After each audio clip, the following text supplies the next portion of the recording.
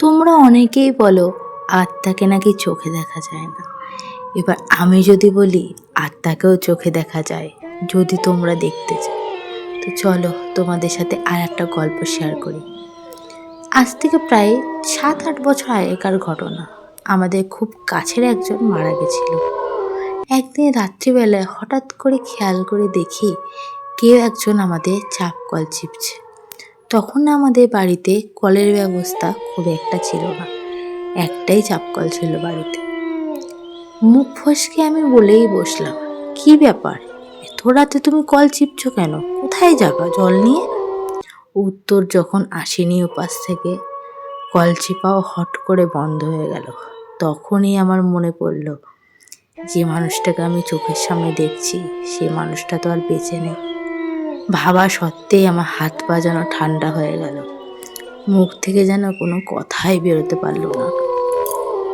যাই হোক, হট করে যখন চোখের পলকটা ফেললাম, নিমেষের মধ্যে কল চত্বর ফাঁকা। কল চিপলে তো মানুষ জল বেরোয়, আর জল নিশ্চয়ই চাতালে থেকেই যাবে, কিন্তু দেখি মা চাতাল তো পুরো শুকনো। তার ঘটে যাওয়া এই ঘটনা বেশ আর কয়েকদিন পর রাত্রিবেলায় না আমি ছাদে ঝাঁটাটা ভুল করে রেখে চলে আসি। খেয়ালই করিনি যে ঘরের ঝাড় দেওয়া ঝাঁটাটা আমি ছাদে রেখে এসেছি। তখন শীতকাল, ঘরে শুয়ে রয়েছি। খেয়াল করি রাত্রি 2:30 বা 2, 2:45 এরকম নাগাদ কেউ একজন ঝাড় দিচ্ছে ছাদে। আমার না পুরো ধরপড় করে উঠল, এত রাতে ছাদকে ঝাড় দেবে? আবার কিছুক্ষণ যখন চোখ বন্ধ করে ভালো করে শুনছে আওয়াজটা, হ্যাঁ ঠিকই তো, ছাদই তো কেউ ঝাড় দিচ্ছে। আমার জন্য কানকে বিশ্বাসই করাতে পারছি না যে এত রাতে কেউ ছাদে ঝাড় দিতে পারে। যখন আর থাকতে পারলাম না ভয়ে, তখন আমি ফোন করে আমি নিজের বাবাকে ডাকলাম, বাবা ছাদে কেউ ঝাড় দিচ্ছে। বাবা বলছে, হাস তোর মনের ভুল, তুই ঘুমা। আচ্ছা না বাবা, সত্যি ঝাড় দিচ্ছে। মা, বাবা অত রাতে দিব্যি ছাদে উঠে গেল।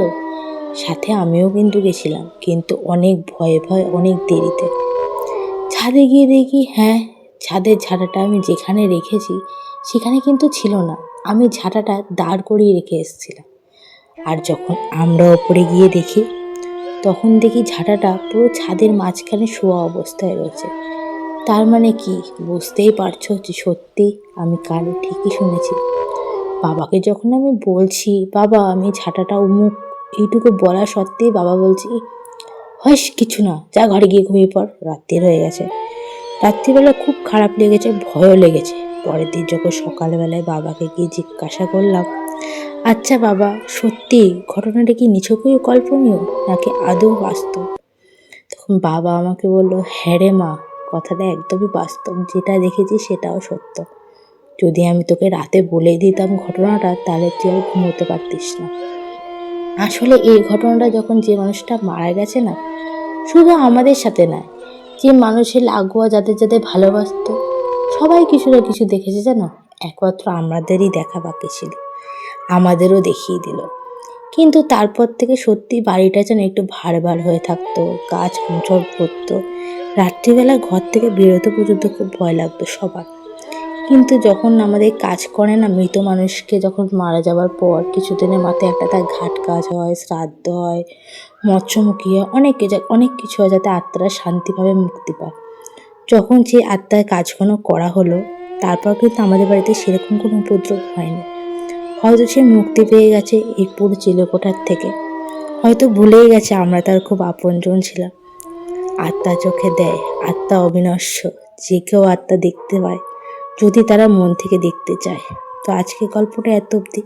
ভালো লাগে সাবস্ক্রাইব করে দিও।